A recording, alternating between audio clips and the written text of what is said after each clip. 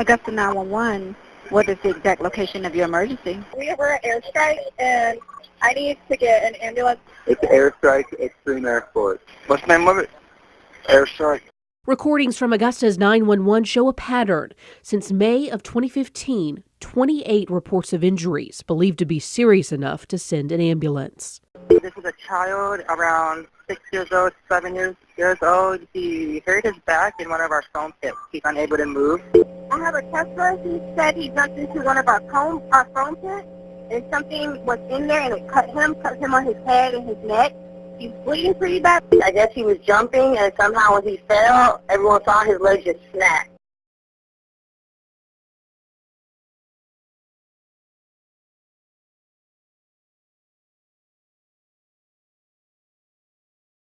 The girl was jumping. I don't know how she did it, but her bone popped out of her foot, and she's in here screaming and hollering.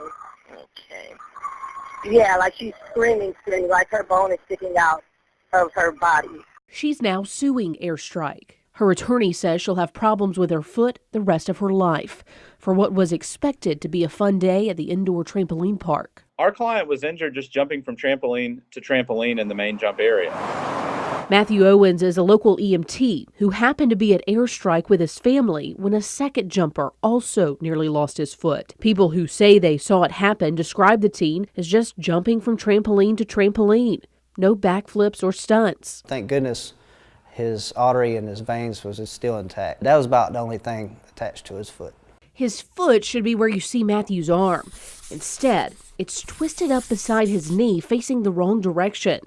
And that gray block is foam from the trampoline pit being used as a makeshift splint. My main concern was to save this child's foot. So I asked the staff if they had a first aid kit or something to help me. They said they didn't have anything. I had to use something, so I used the foam and stabilized the ankle. His injury could have been life-threatening. He could have lost his foot. If I didn't use the foam when the artery got crimped, who's to say he would be walking today? That teen's family is also suing Airstrike. We just need to try to minimize the risks because these children wake up one morning, go in to play, and they get seriously injured, and now they're just disabled for the rest of their life.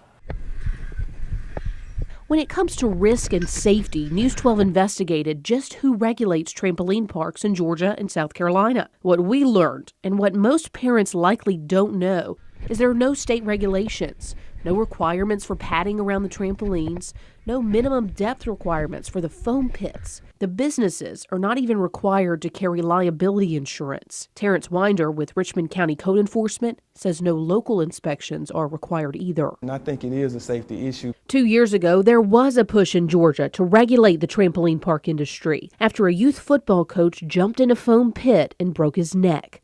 He's now paralyzed. So is the bill that never made it off the Georgia House floor.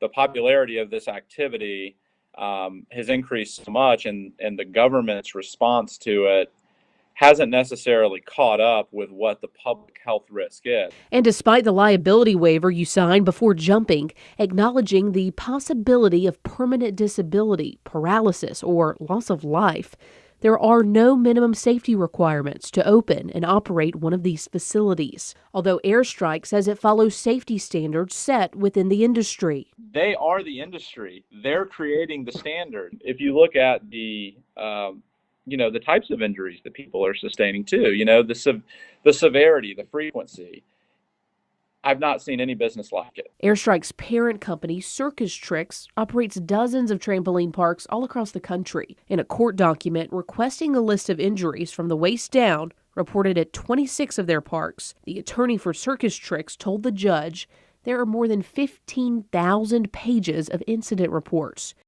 Augusta Dispatch Jones, how may I help you? I've got a dislocated knee. They're going to need help getting the patient out. The public isn't aware of how serious the risk is. Just know, when you sign that waiver. Augusta 911, what is the exact location of your emergency? It's an industry that right now is regulating itself.